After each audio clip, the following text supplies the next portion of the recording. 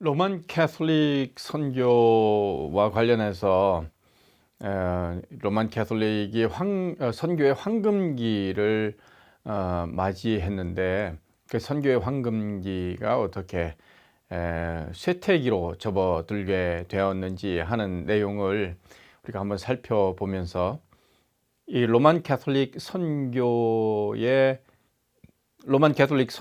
쇠퇴의 교훈이 무엇인지 하는 것을 우리가 한번 좀 심층적으로 분석을 해볼 필요가 있다고 생각이 듭니다. 1500년부터 1750년 사이에 이 기독교 지리적 확장 세력은 로마 가톨릭 교회이었습니다. 여러분들이 잘 아시는 바와 같이 1517년 종교개혁이 일어나서 개신교가 그 새로운 역사를 일구어 가고 있었습니다. 올바른 기독교, 그리고 정말 하나님께서 기뻐하시는 기독교로 성장해 가고 있었죠. 자, 그런데 이 로만 가톨릭은 이렇게 선교를 열심히 하고 확장을 해 감에도 불구하고 당시에 이 개신교는 이 선교를 할 수 없는, 여건상 할 수 없는 상황에 놓이게 됐습니다. 자, 그러면 이렇게 종교개혁이 일어나서 유럽 내에서, 특히 이 유럽 대륙에서 로만 가톨릭은 이제 손실을 보았음에도 불구하고 어떻게 이 선교의 확장을 이렇게 열심히 할 수 있었을 것인가 하는 거죠. 라툴렛은 그 요인을 몇 가지로 적어 놨는데요. 가톨릭 국가인 스페인과 포르투갈이 발흥을 합니다. 상당히 강대국이 되죠. 가톨릭 내의 종교 개혁이 이제 스페인 안에서 일어나게 되는데, 이 가톨릭 종교 개혁이 가져온 세계에 대한 탐험, 그리고 정보, 그리고 통상, 그리고 어떤 로마 가톨릭 교회의 이 세력이 점차 정착됐기 때문에 그렇다. 그리고 또 한 가지는 수도원 운동의 영향하에서 어떤 선교의 전통과 자원이 잘 충족됐다. 그래서 이 원래 가지고 있던 선교 전통, 그리고 그 안에 어떤 수도원 운동을 통하여서 인적 자원이 잘 마련되어 있기 때문에 그렇다. 이렇게 이제 분석을 해내고 있습니다. 로만 캐톨릭의 종교 개혁은 선교 운동으로 발전을 했습니다. 거기에 선교 운동 발전에 기여하는 몇 개의 종단이 있는데요. 그게 바로 예수회, 그리고 프란시스칸, 그리고 도미니칸입니다. 이런 수도원 운동, 이 수도회를 통하여서 이 선교 운동으로 크게 도약을 하고 이제 발전을 하죠. 이 로만 가톨릭의 종단 위주의 선교 방식을 통하여서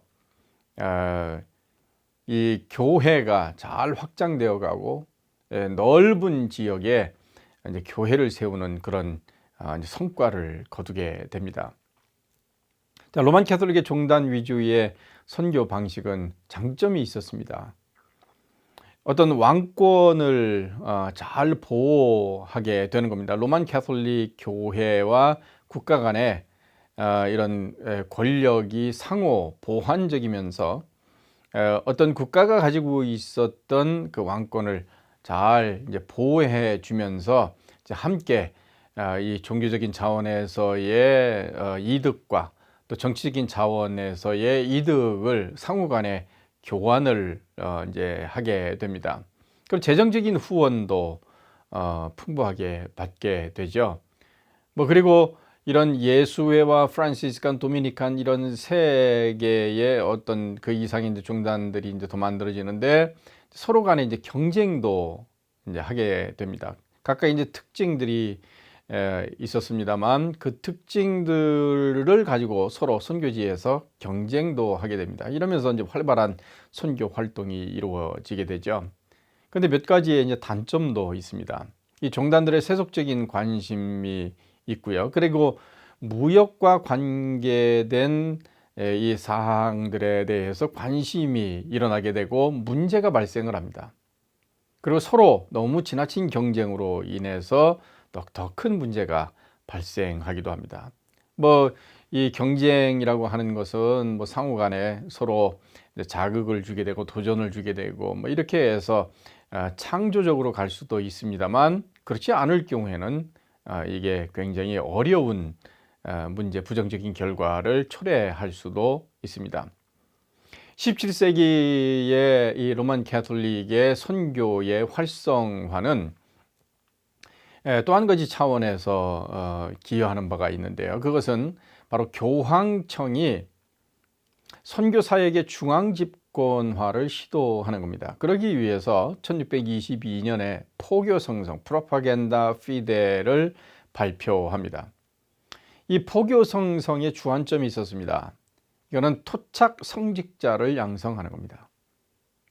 그리고 선교지에서 이 복음을 변질시키지 않는 범위 내에서 현지 문화의 순응을 허용을 했습니다.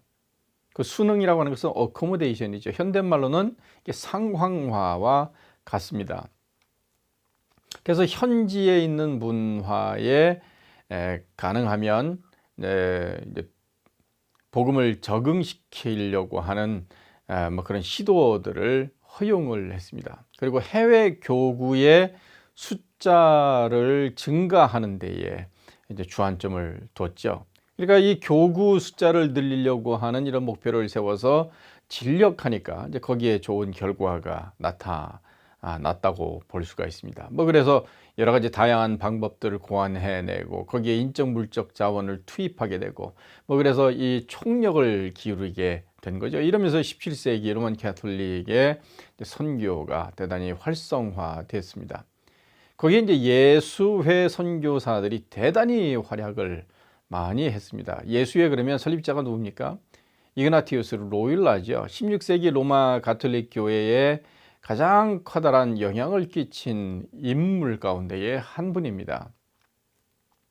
이 예수회는 스페인, 포르투갈 중심으로 이루어지고 그리고 이탈리아에까지 이게 전파가 됩니다. 그리고 이제 프랑스라든지 독일에까지도 전파가 돼서 예수회가 뭐 상당히 많은 지역에서 수도원을 세고 거기에 인적 자원들을 잘 보유하고 있었었죠. 근데 이 예수회는 한편으로는 이 개신교의 부담스러운 뭐 그런 종단이기도 했습니다. 16세기 후반에 개신교가 종교 개혁을 일으키게 되는데 거기에 대응하는 반종교 개혁의 전위대 역할도 하게 됩니다. 이게 어떻게 가능했을까요? 이 군대 조직처럼 체계화되어 있었기 때문에 그렇습니다. 뭐 그래서 거기에서 어떤 이탈을 보이는 그룹들을 향하여서는 상당히 이 반감을 갖게 되고요. 또 그들을 뭐 심지어 이제 공격하는 뭐 그런 일도 하게 되겠죠. 뭐 그래서 이 반종교 이 종교 개혁이 일어났을 때에 이 반종교 개혁적인 분위기를 만들어내고 하는데 예수회가 이제 앞서 있었던 것을 볼 수가 있습니다. 그리고 많은 선교사들을 배출을 합니다. 이들이 훈련 시스템이 굉장히 발전되어 있었습니다. 그래서 이 활동 범위가 이제 상당히 넓었었는데요. 남북, 남아메리카, 그리고 북아메리카, 그리고 아프리카, 인도, 중국, 뭐 일본 알 것 없이 넓은 지역에 이 선교사들이 가서 활동을 했습니다. 상당히 조직력을 갖추고 있었고요. 이제 거기에 이제 좋은 이제 선교사들이 있는데 이게 프란시스 자비에르라고 하는 분입니다. 이분은 이제 인도라든지 말라카라든지 동인도 제도라든지 심지어는 일본까지 가서 이제 사역을 하고요. 중국에도 들어갈 이제 계획을 가졌는데 뭐 이 마카오에서 나중에 이제 죽음을 맞이하는 뭐 그런 분이시죠. 이 프란시스 자비에르 같은 경우는 상당히 유명한 로만 가톨릭의 선교사로 이제 존경을 받고 있습니다. 그뿐만 아니라 마테오 리치 여러분들이 아시죠? 1581년에 이제 중국 선교를 이제 하게 되는데 이분이 바로 이제 예수의 소속 선교사이십니다. 이 프란시스 자비에르가 이 거대한 중국 땅을 선교하기 위해서 기도했는데 그 기도하면서 이제 결국에는 이제 세상 그 꿈을 이루지 못하고 세상을 떠나게 되죠. 뭐 그런데 이분이 프란시스 자비에르가 사망한 동일한 해에 탄생을 한 분이시고, 이분이 이제 중국 선교에 헌신을 해서 그 프란시스 자비에르의 그 열망을 이루는 그런 귀한 사역을 감당하게 됩니다. 인도의 예수의 선교 사역자가 있습니다. 로베르토 데 노빌리. 이 순응화 사역을 참 잘한 분이시죠. 뭐 그래서 인도 사람들로부터 칭송을 받았는데 그 이유가 인도 사람처럼 살았습니다. 옷도 그렇게 입고 먹는 것도 마찬가지고요. 특별히 뭐 그분의 이제 초상화 같은 것들을 보면 꼭 인도 사람처럼 하는데 인도의 이제 승려처럼 그렇게 모양새를 하고 이제 다닌 뭐 그런 이제 초상화도 있을 정도입니다. 뭐 그래서 이 로베르토 데 노빌을 향하여서 인도인 이 로마인 브라만이라고 이렇게 칭송할 정도로 굉장히 인도 사람들로부터 존경을 받았던 인물 가운데 하나입니다. 자, 어떻게 이게 가능했을까요? 그 인도 문화에 자기 자신을 완전히 적응시켰기 때문에 그렇습니다. 이게 바로 이제 예수의 선교사들이 지향했던 선교 전략 가운데의 하나의 이제 어코모데이션 때문에 그렇습니다. 남미의 예수의 선교 사역자 가운데의 대표적인 사람이 바로 라스 카사스라고 하는 사람입니다. 이분은 여러분들이 아시는 것처럼 스페인의 식민 정부의 문제가 인종차별주의적인 뭐 그런 정책을 썼는데 이 토착민을 학대하기도 하고요. 뭐 이 토착민을 죽이기도까지 하는 뭐 그런 일들이 벌어지면서 뭐 그것을 하지 못하도록 만드는 뭐 그런 인권을 존중하는 그런 일에 기여했던 분 가운데의 한 분입니다. 뭐 그래서 이 토착민을 잘 존중하고 이 토착민들이 가지고 있는 인권, 그리고 그 사람들의 이 존엄성, 뭐 이런 것들을 잘 지켜주려고 노력했던 분 가운데의 한 분입니다. 예수회가 관심을 갖고 실행으로 옮겼던 전략들은 상황화, 곧 순응화 전략입니다. 이 방법은 나중에 다른 선교회와의 마찰을 초래하는 뭐 그러한 것으로도 이제 기여했습니다만, 뭐 어쨌든 현지에서 상당히 중요한 그 성과를 거두는 기여하도록 만드는 이 긍정적인 이제 결과를 만들어내는 것이기도 했습니다.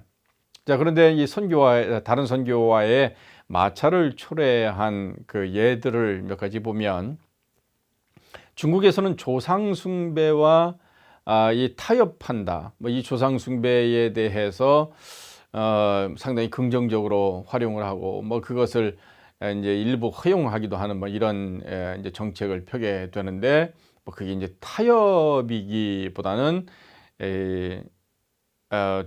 어떻게 보면 기독교의 내용 자체를 이제 훼손하는 일이다라고 이렇게 비난하기도 했습니다. 인도에서는 카스트 제도를 인정한다는 뭐 그런 비난까지도 받았습니다. 뭐 그래서 이 카스트 제도를 잘 존중하고 그들의 문화에 맞는 선교를 지향한 그런 모습들을 이제 부정적으로 평가하기도 했죠. 뭐 어쨌든 이 예수의 선교사들은 상당히 이제 중요한 로만 캐톨릭 선교에 있어서 굉장히 중요한 역할을 했던 분으로 그런 선교 종단으로 우리가 살펴볼 수가 있습니다. 자, 이렇게 승승장구했던 로만 캐톨릭 선교가 17세기 중반 이후 그리고 18세기까지 이제 몰락기, 쇠퇴기를 맛보게 됩니다. 경험하게 됩니다. 1750년에 스페인과 포르투갈의 세력이 약화됐습니다. 그러면서 18세기 후반에는 그 몰락 속도가 더 가속화됐죠.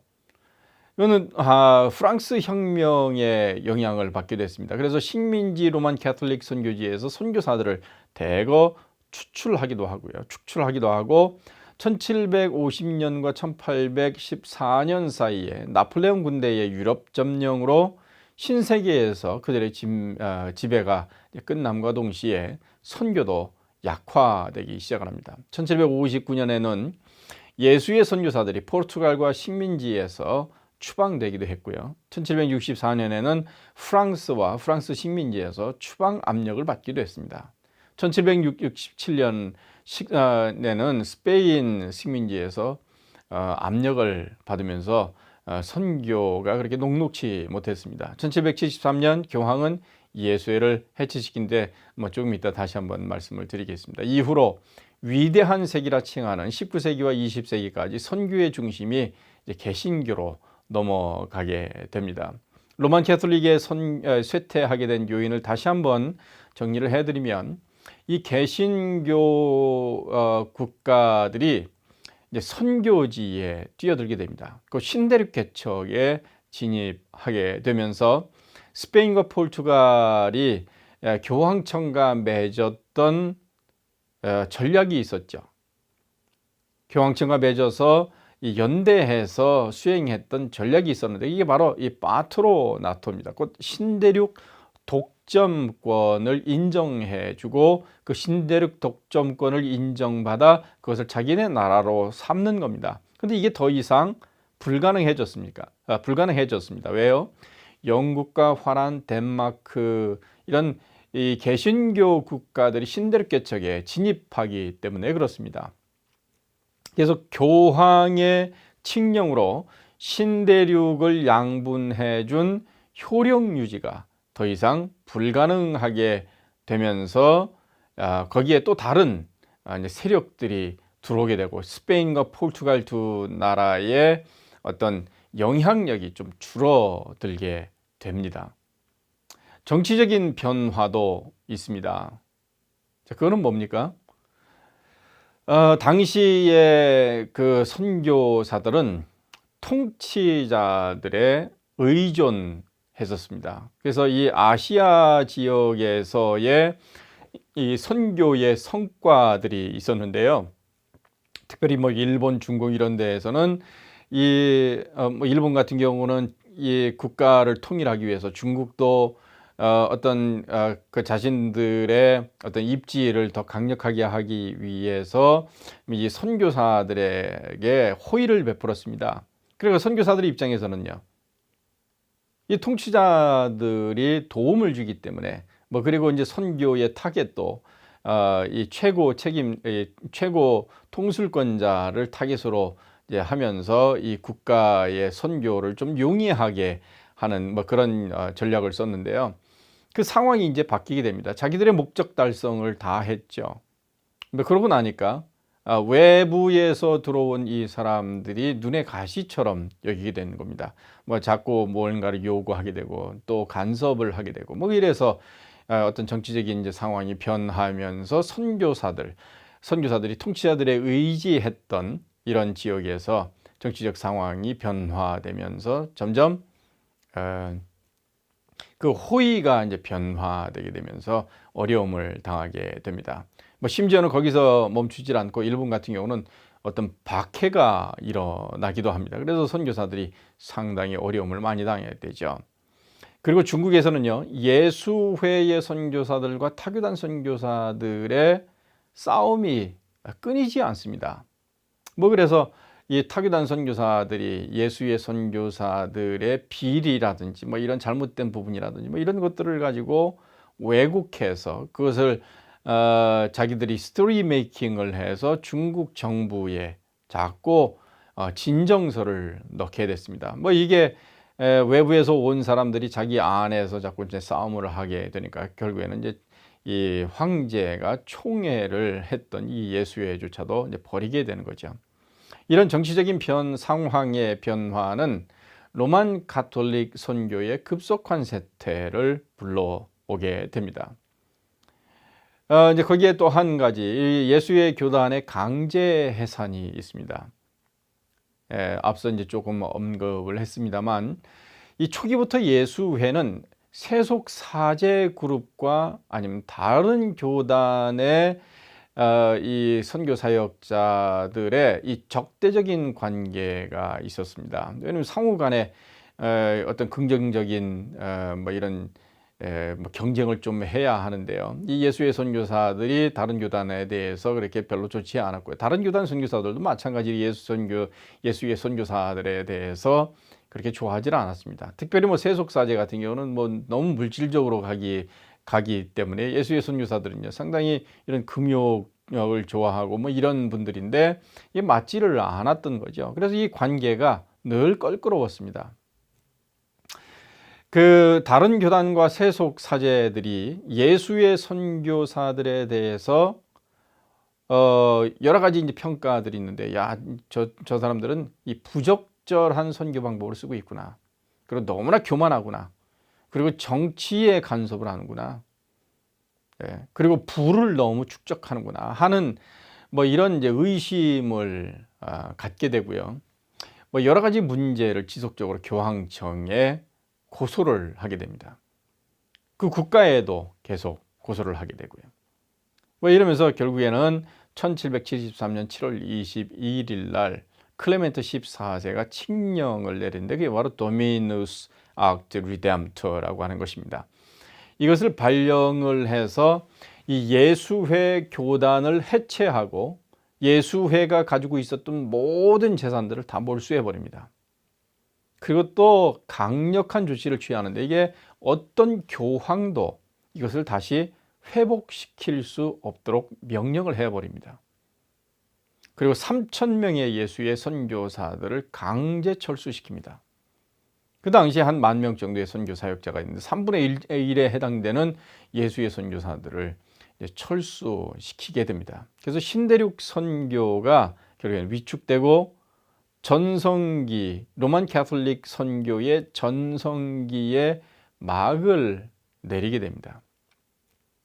자, 여기서 우리가 얻을 수 있는 교훈들이 있습니다. 예수의 교단과 다른 교단들이 함께 경쟁했다고 말씀을 드렸죠. 자, 이 경쟁이라고 하는 것은 긍정적인 측면이 있는 것이 사실입니다. 그런데 이 경쟁이 긍정적이고 창의적으로 이루어지게 되면 상호 간에 그 발전을 하게 됩니다. 그러면 예수의 선교사와 뭐 세속사제 그룹과 아니면 다른 교단들이 함께 창조적인 경쟁을 하면서 더 좋은 전략들을 만들어내고, 그리고 그들이 하지 않는, 상대편이 하지 않는 뭐 그런 이제 사역들을 더 개발해내고, 뭐 이렇게 하면 그 각각의 이 주체들이 더 발전하게 되어 있습니다.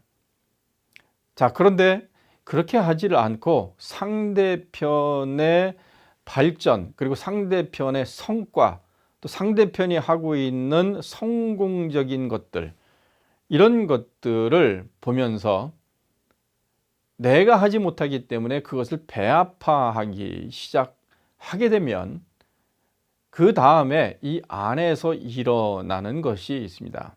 바로 그게 시기심이죠. 그 시기심이 일어나게 되면 결국에는 이 창의적인, 창조적인 경쟁이 더 이상 가능하지 않게 됩니다. 창의적인 경쟁은 서로를 도전하고 서로로부터 이 스티뮬레이트 되면서 자기 자신의 발전을 꾀하게 됩니다. 상호 간의 발전을 꾀하게 됩니다만 거기에서 더 이상 이 창의적인 발전이 되질 않고 이 경쟁이 더 극심하게 되면서 서로를 파괴하는 쪽으로 이제 가게 되는데, 거기에 일어나는 가장 중요한 이 감정이 뭐냐면 바로 시기심이라고 하는 겁니다. 자, 이 시기심이 일어나면 어떤 일이 벌어집니까? 경쟁하다가 그 다음에 상대편을 모함하게 되어 있습니다. 그리고 상대편을 넘어뜨리려고 하는 시도를 하게 되어 있죠. 그리고 그 상대편이 이룬 성과라든지 성공 사례라든지 이런 좋은 긍정적인 결과들을 전부 다 왜곡하게 되어 있습니다. 그래서 그것을 왜곡해서 스토리를 만든 다음에 그것을 가지고 다른 사람들에게 퍼뜨리기 시작하는 겁니다. 나쁜 소문을 만들게 되는 거죠. 로만 캐톨릭이 그런 지경에 이르렀습니다. 이 예수의 선교사들이 잘 하고 있었었죠. 근데 다른 선교사들은요, 그렇게 하지 좋은 성과를 거두지 못했습니다. 그 숫자가 더 많았음에도 불구하고 그렇죠. 이 예수의 선교사들은 좋은 체계를 가지고 긍정적으로 적극적으로 현지에서 이 도전적으로 공격적인 선교를 하여서 그리고 순응화 정책을 잘 활용을 해서 황제로부터 총애도 받고 이 선교 사역을 잘 했는데요. 다른 선교사들은 그것이 배가 아팠습니다. 자기들이 할 수 없었기 때문에 그렇습니다. 그래서 시기심이 발동을 했고 그 시기심은 결국에 거기에 있는 현지의 정치적 지도자에게 음해하는 그러한 서신을 올리게 되고요. 그리고 로마 교황청에도 그 예수의 선교사들의 업적을 실수라고 잘못된 것이라고 이렇게 해서는 되지 않는다고 하는 차원으로 그것을 왜곡시킨 거짓 보도를 하게 됩니다. 사실처럼 보이도록 만드는 겁니다. 그렇게 해서 결국에는 예수의 선교사들이 이러한 강제 교단이 해산되고 그다음 재산이 몰수될 뿐만 아니라 철수되는 그런 일들까지 벌어지게 됩니다. 자, 이런 것을 뭐라고 그러냐면 이 프로페셔널 질러시라고 합니다. 전문가들이 사역자들 간에 일어나고 있는 시기심이라고 하는 거죠. 이 사역자들 간의 시기심이라고 하는 것은 정말 무섭습니다. 그 사역자들 간의 시기심이 발동이 되면 이 사역자가 그 사역자를 음해하고 그 사역자를 죽이는 것에서 멈추질 않습니다. 거기서 끝나질 않습니다. 그 사역자가 죽으면 어떤 일이 벌어집니까? 그 사역자가 그 사역을 더 이상 하지 못하고 징계를 받고 어려움을 당하게 되면 어떤 일이 벌어집니까? 자기가 소속되어 있는 그 단체가 같이 망하게 되어 있습니다. 같이 쇠퇴하게 되어 있습니다. 그걸 어떻게 알 수 있나요? 이 예수의 교단의 강제 해산 이 사례를 통해서 우리가 알 수 있는 겁니다. PJ에 걸리지 않도록 조심해야 합니다. 프로페셔널 질러시에 걸리지 않도록 조심해야 합니다. 이 프로페셔널 질러시가 우리 교회 내에서 그리고 우리 교단 내에서 아니면 선교사들 간에 세계에 있는 모든 기독교 선교 사역자들 안에서 일어나지 않도록 우리가 조심해야 합니다. 어떻게 그것을 방지할 수 있을까요? 서로 경쟁하지 말아야 합니다. 어떻게 경쟁하지 않을 수 있을까요? 서로 자기의 것을 계속 발전시키고 노력하는 겁니다. 그리고 상대편의 잘하는 것을 칭찬할 줄 알아야 합니다. 그리고 상대로부터 배우는 자세, 그리고 그들을 섬기는 자세, 그리고 그들을 동역자로 여기고 소중히 여기는 그런 마음 자세가 굉장히 중요합니다. 그리고 상대편이 잘하면 나도 그처럼 되고 싶어 열심히 자기 개발에 노력하는 겁니다. 그리고 또 어떻게 극복할 수 있습니까? 그가 하는 사역을 똑같이 하지 말고 그의 사역을 보완하거나 아니면 그의 사역을 하지 않는, 그가 사역을 하지 않는 그 교단이나 그 단체가 하지 않는 사역을 새롭게 개척하는 겁니다. 똑같은 걸 가지고 똑같이 하지 말고 다른 영역을 개척을 해서 열심히 노력하는 겁니다. 그렇게 하면 이러한 중복이 일어나지 않고 그 안에서 파괴적인 경쟁을 방지할 수 있습니다.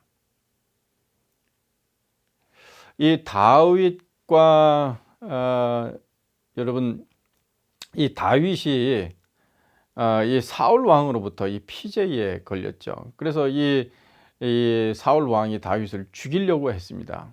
이 다윗이 얼마나 사람들로부터 칭송을 많이 받는지 그게 배가 아팠습니다.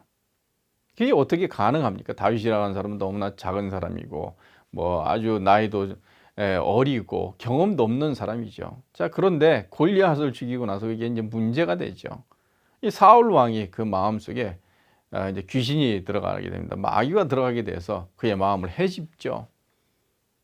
여러분, 이 PJ라고 하는 것은 이 하나님께서 주시는 마음이 아닙니다. 이거 사탄이 주는 마음입니다. 그래서 이 사탄이 이 공동체를 무너뜨리려고 하는 것이죠.